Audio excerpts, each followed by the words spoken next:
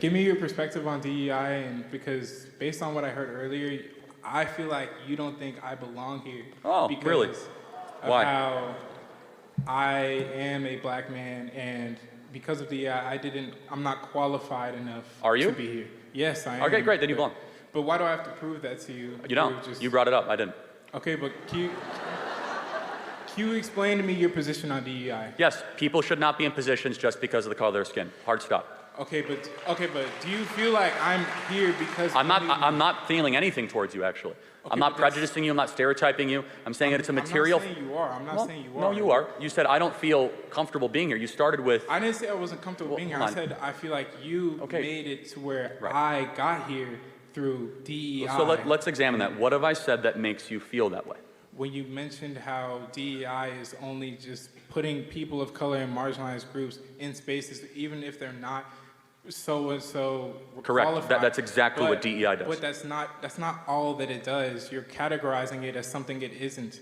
No, that's exactly that is the charter missions. That's not all. Okay, so diversity, equity. So equity is outcome based. Okay. Is about making people who are of different skin colors have the same outcome, regardless whether or not they are qualified. The best example we have of this is the Students for Fair Admission Harvard Supreme Court case, where black students, they could have a SAT score 300 points lesser than the Asian equivalent and still get into Harvard. That is DEI in practice. I believe when you're hiring for an organization or for a company or for whatever you are doing, you should prioritize merit and character, and race should mean nothing. We should build around things that matter and not things that don't matter.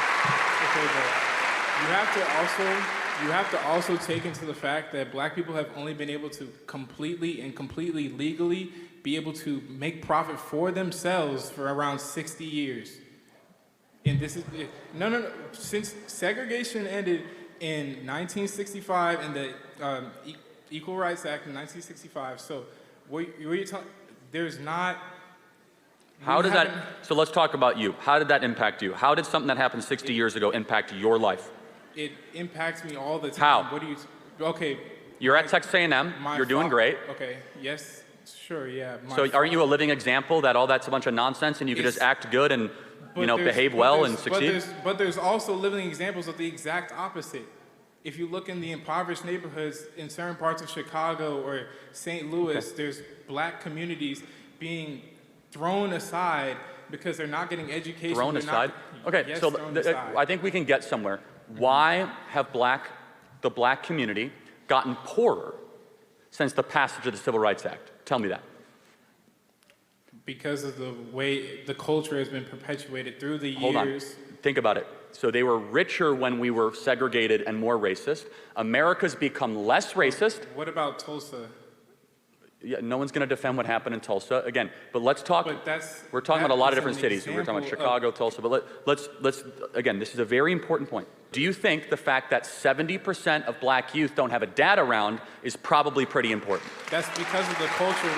So respectfully allow me to interject. How does the white culture impact the fact whether or not a black dad stays around when he impregnates a woman? I'm not saying it's the white culture. What is it? The culture that has been perpetuated through the 200 years of slavery, the 100 years of segregation, and Jim Crow laws. The marriage, so I got to interject again. I'm sorry, I don't mean to interrupt too much. But in 1960, before the Civil Rights Act, 20% of black youth had a dad around. Now it's, 20% were single fathers, 80% had a dad around. It's been inverted. So we actually have seen black dads run away from their kids the last 60 years. Why is that? Because of the raised incarceration rates, because of the perpetuated culture. So how does one go to jail? That's obvious. I'm not answering that question. Yeah, so maybe it's because they committed crimes? Okay, but when you're forced it's not just this is old, this is in the past, this doesn't affect you anymore. Okay, so actually let's take a different group. How did the Holocaust impact Jews? They're doing pretty well. Well, because they got reparations, we didn't. How? What reparations did the Jews get? Through acknowledgement, through money, through we acknowledge slavery happened. So, okay, but you're sitting here and acting like it plays no role. No, but to your argument, the Holocaust was 80 years ago. Half of all the Jews on the planet were killed. Everything they earned was taken. Jews are doing great. If all of a sudden something that happened 80 years ago impacts your material prosperity, how did Jews defy the curve? How did poor Asians do so well? Why is it that Asians are now the wealthiest minority in America, many of whom came with no money in the 1950s or 60s? Because of the culture and opportunities that were provided to them. But you're not hearing me out. Black Americans have had the same opportunities. However, But people still look at us like criminals every day. Hold on, but like, I don't look at you like a criminal. I'm not saying but, you do, I'm saying some people do. But I mean, do you want me to be brutally honest with you, or do you want me to be politically correct? Yes, be brutally honest with me. Okay, do black people commit more crimes than white people? It's not even close. Okay, but you have to take into account the culture that has been perpetuated. Okay, got it. So we can agree on this. Do you mean internal black culture? It's deeper than that. Like, do you think, let's take time out. Do you think the average rap artist that a black kid in the hood is listening to is glorifying marriage and family and saving your money?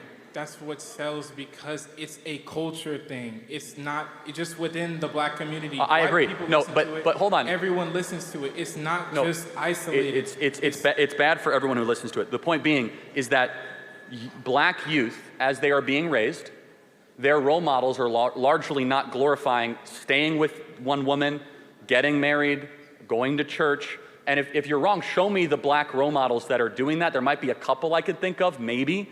But if it's about culture, you're right. The internal black culture has collapsed the last 60 years. We're no longer elevating the family. We're no longer elevating staying with the person that you're with. So our contention here as conservatives is that the systemic racism stuff is a bunch of rubbish. Instead, it's systemic bad choices. Do you feel that systemic racism isn't real? Of course not. What can I do that you can't do? Name it. Okay. No, seriously. What can I do that you can't do? Fallacy. That's a slippery slope. No, it's not. I don't know why you're Very simple. No, because back in 1940, you would have been able to answer that question. Well, Charlie, there's a bathroom over there that I can't go to. There's a major league team. I can't walk into the grocery store and get the same looks that you do. I walked into Brookshire Brothers a couple of weeks ago when I was looked at. That's an insanely hyper-paranoid way of living life. But that's not evidence, right? It's a real example. By the way, if I walk into a black neighborhood, I get bad looks too, okay? So I don't know what the contention is. Because of the way you treat our culture and the way you perpetuate hold on. The way we treat your culture, we have gone to such great calisthenics and ridiculous gymnastics to prove that we're not racist. In fact, it's the worst thing that you could be called in America. We had, during George Floyd 2020, we had hundreds of millions of dollars given to Black Lives Matter. I don't know where that money went. Did it improve material worth of black America? So, I mean, and we actually do know where it went, actually.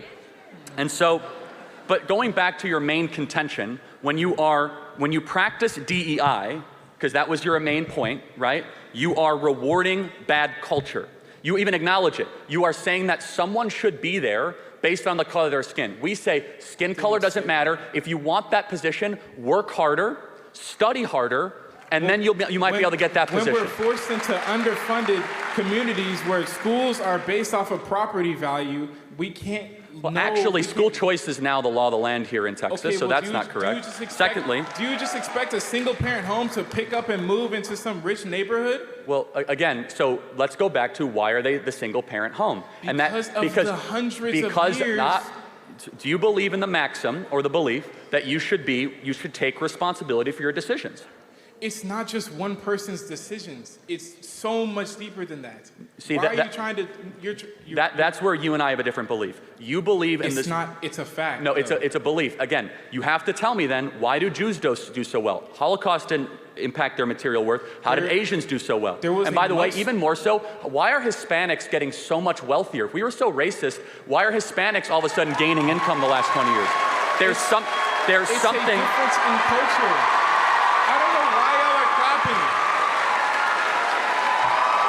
But it's a difference in culture.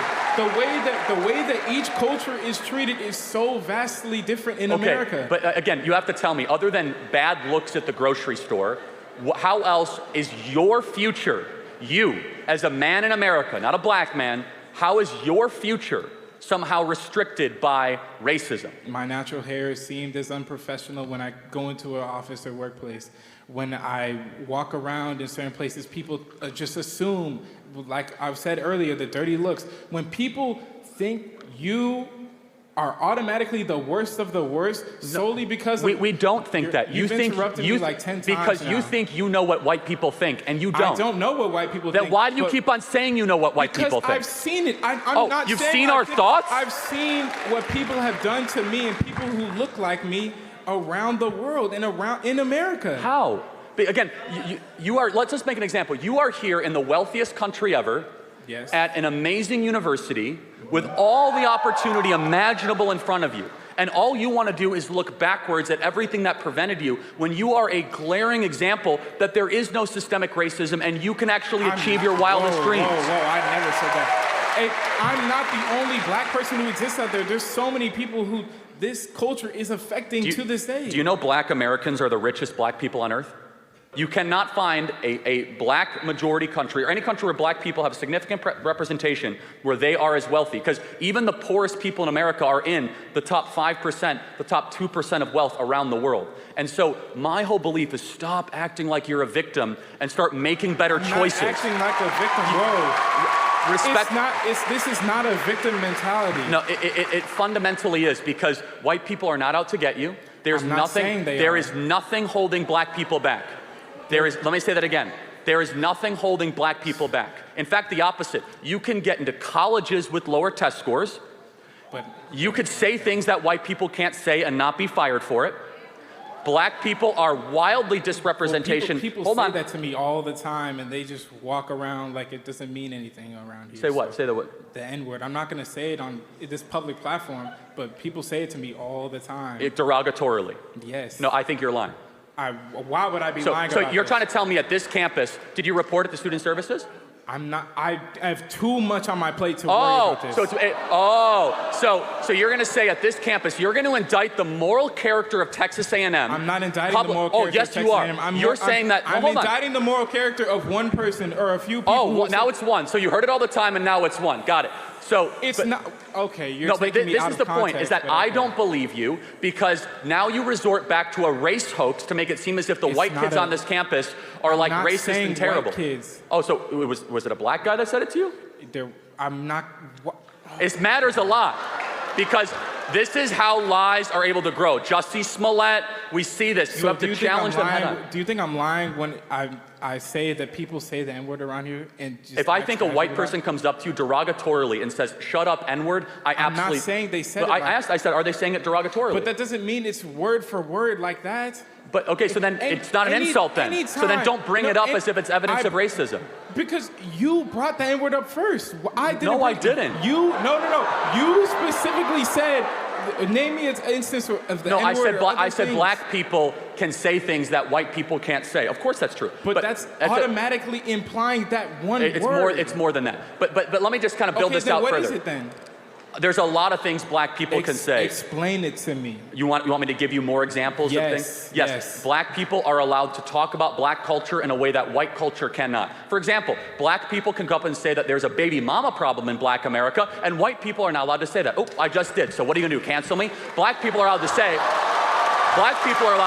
a grown man. I got way too much to worry about. Black people are allowed to say that there is a systemic fraud issue within the PP loan application in black America. Black people are much easier to be able to say that black individuals, despite being 13% of the American population, commit 55% of the murders. If most white people say that at a job, they would get fired for being a racist. I don't care because I say whatever I want. So black individuals have much more intellectual public freedom than white people do. If a white person were to come up and say, black America really needs to get its act together and stop sleeping around all the time, and it needs to actually have monopoly. Why would you? Because it's true.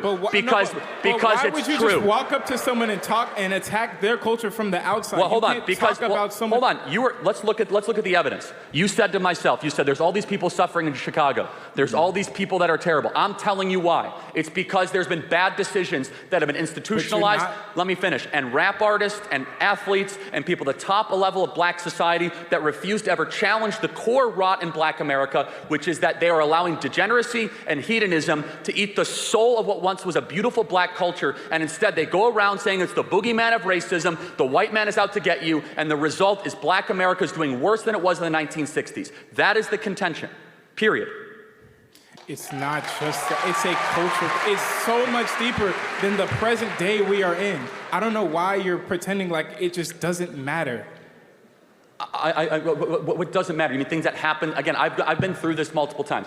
Let me just ask you but one. you're not listening to understand. No, you're listening to reply. No, I'm doing both actually, and so. Okay. But let me just ask one final question, right? Mm-hmm. Which is that you have your entire future ahead of you. Mm-hmm. When you are hired for a job, would you rather be hired because of your race or because of how qualified you are? It doesn't boil down to just that. That's what DEI is, man. No, it's not. Yes, it is. No, it's not. It is definitionally the hiring of people. They're not just going to immediately see. You get extra points if you're black with DEI. That's how it works. Racial quotas elevate people based on the color of their skin. So do you think I got extra points to come here? I don't know. You said you were qualified, but affirmative action was institutionalized in Harvard and in Texas and a lot of other places. There is nothing that is preventing black people from prospering. Nothing. The only thing is that you guys have been hypnotized to be victims of your own mind, to think as if there's a white person out to get you. I walk in the grocery store, they look at me differently. All that stuff is complete rubbish.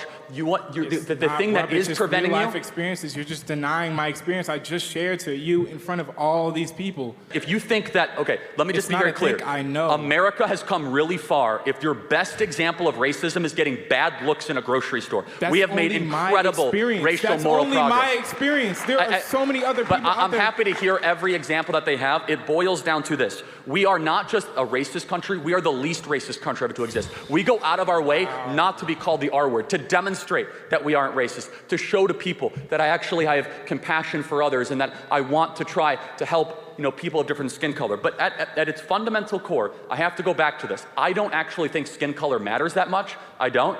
I want a country that aims towards MLK's dream of one based on content of character and one on competency. I think the hyper-race obsession of this country is really bad. It's really bad for everybody involved, including black America. And I would just ask you, what would you do to improve the material well-being of black America? What is your solution? Education.